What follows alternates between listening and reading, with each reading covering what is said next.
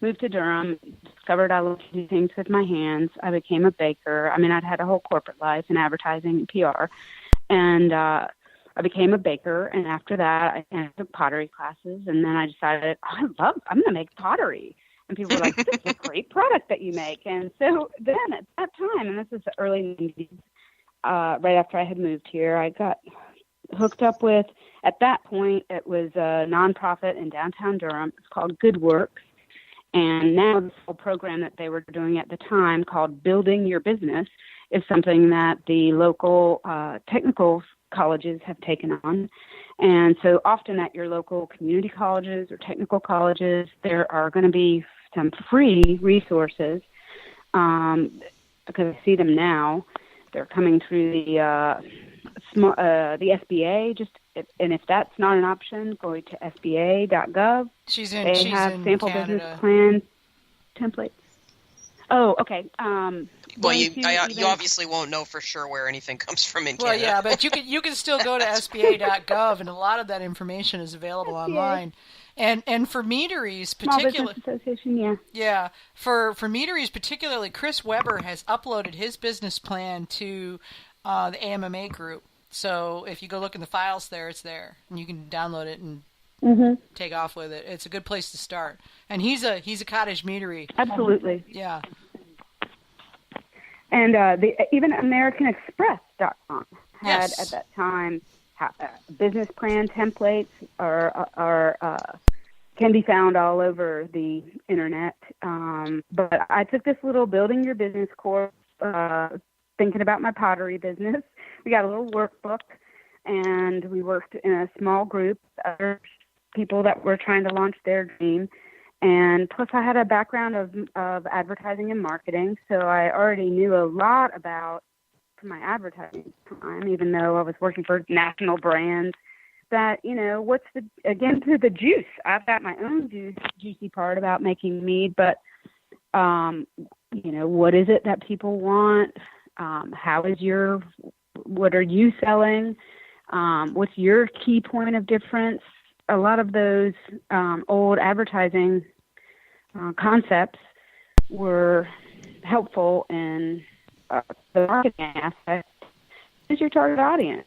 What are you selling them? Yeah. What does it look like? What size is it? Oh, is it in a glass? Is it in a bottle? Is it in a keg? Are they coming to your bar? Or what? It's just questions that who is your ideal I find customer? really fun. So I had already done all that. Yeah. Who is your ideal customer? You build up an actual profile of your ideal customer, what they look like, where they live, where they work, what they do for fun, all of that stuff. I used to teach that, and people would laugh, and it's like, no, trust me on this. This helps because it gives you so. And this is the big thing with marketing. And Gandalf. This goes to how you develop your customer base, which is another question Gandalf had. He had some really good questions. Marketing needs a target. For marketing to be effective, you need a target, and that's where building up what does your ideal customer look like becomes really important. Because if you are pointing it at this imaginary John Doe or Jane Doe or whoever, who is your ideal customer avatar is the word they use, then you're talking to them instead of just flinging crap out there and going, I hope somebody reads this,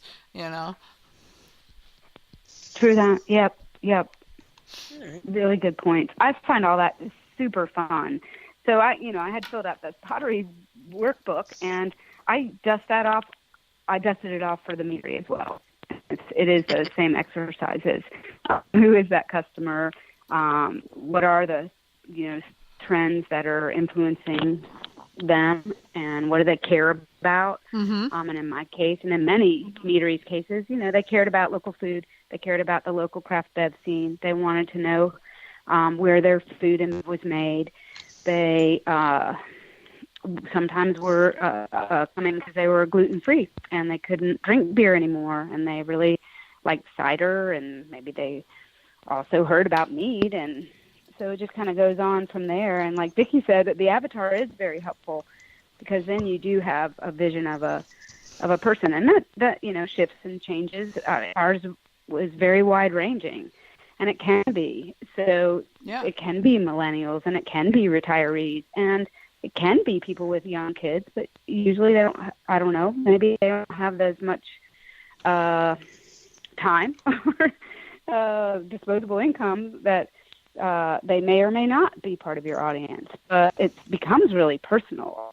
What I see are, just amazing personalities of these meaderies that tend to attract fans that are like them in a sense, like what they've created. Whether it's a Renaissance or a Viking or a connection to history or a connection to bees, those people are just going to be magnetized because they're interested in that too. Yeah, and that's what you have to look at is, who are your people and what do they like? And that's what I've had this conversation with multiple meaderies where they're like, well, we're going to make blah, blah, blah. And I'm going, is that what your people want? And they're going, we don't care what we want. That's what we want. And I'm going, you're not selling to you. You're selling to them. It doesn't, I love certain types of mead, but if I was opening a meadery, I'd be looking at what are people buying? What are people drinking? And catering to that, at least at first. To get off the ground, and then you can take, and once you establish them as clients or as customers, then you can lead them into other areas. And I spent a summer marketing or selling for Fox Hill, which is outside Asheville. You know him, Diane. Okay, so Jason was an old friend of mine back from the days when he was still running a homebrew shop in Virginia.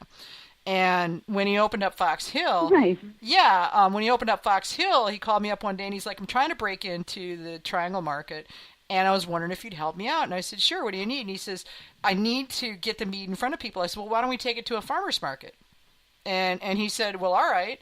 And so what he would do is I'd meet him in Winston-Salem because I was halfway, and at a beer shop there that has an amazing selection of beer. Oh my God, and they also mead as well. And he would literally give me a truckload of cases of mead, and we'd schlep it back, and I'd store it in the basement. And every weekend I'd trundle my sorry butt out to this farmer's market, set up a table, and sell mead all morning long. And people would come by, and I'd ask them, what do you like to drink? And what I got, it was a really interesting marketing experiment, as well as an opportunity for Jason to break into the Triangle Market. But it was really interesting because I'd say, well, what do you like to, because they go, well, what's mead?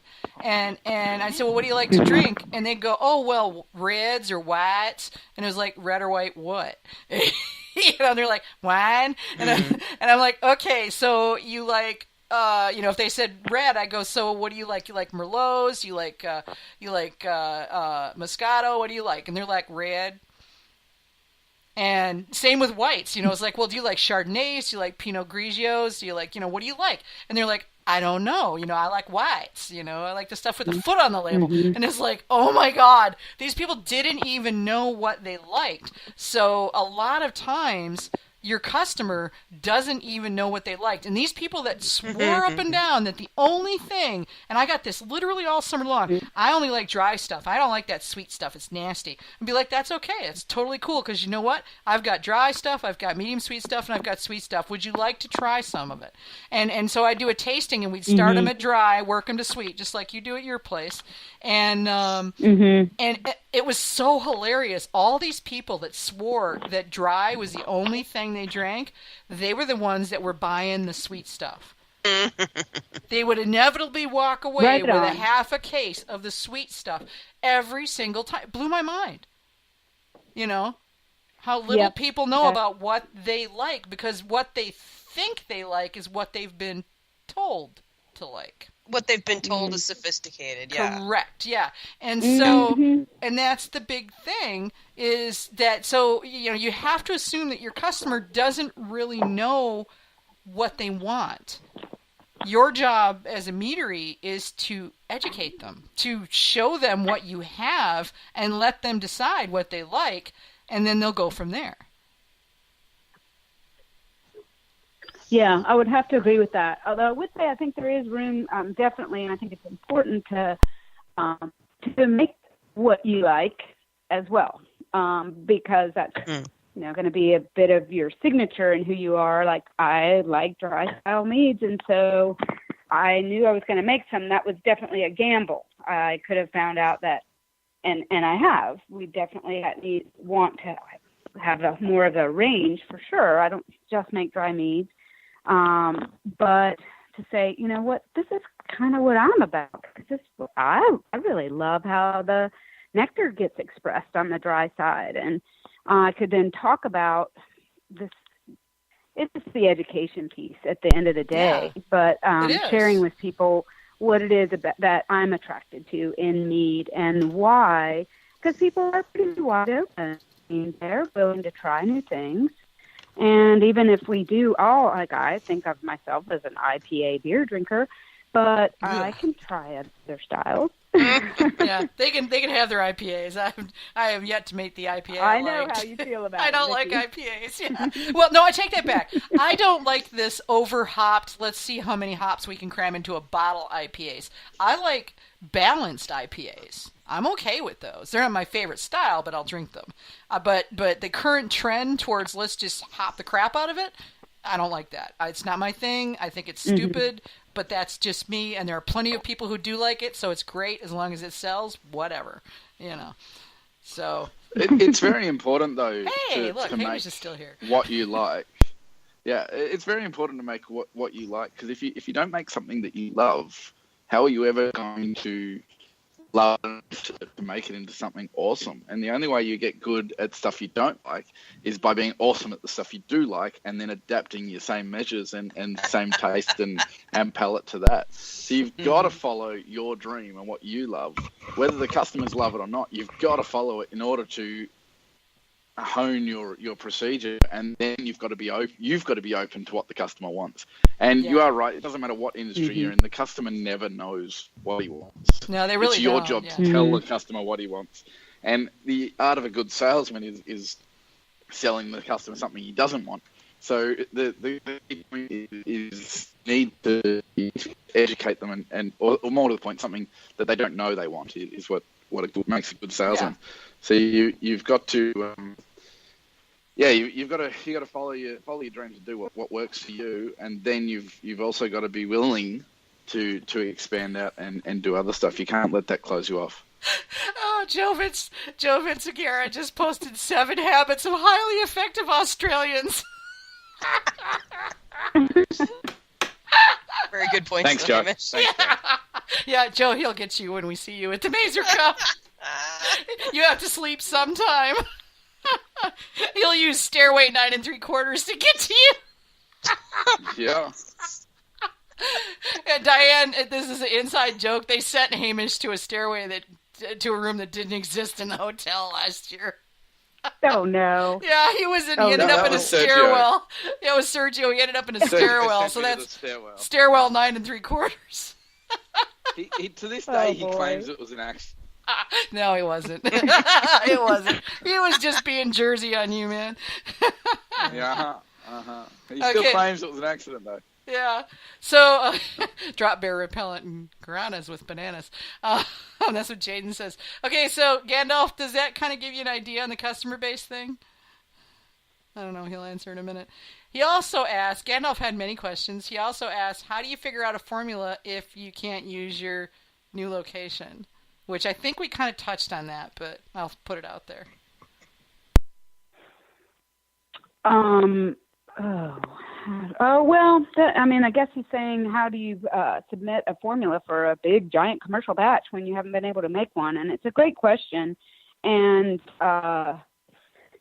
ranges is the answer. You just put a lot of big ranges on there because you really don't know. I wanted to scale up my hibiscus lemon thyme. I knew the honey was going to scale really nicely from talking to other mead makers. And I knew the herbs were not going to need, a 500x on the herbs. So I just put a big old fat range on the hibiscus and the lemon thyme so that I could go slow, add a little bit more, and I would have enough wiggle room in that range to hit it that first time. And now I'm, you just get better practiced at it, but those very first ones, it helped that my fruit could scale up really well. My honey scales up really nicely. And really the other things you just handle with range. A big wide range is acceptable on a formula.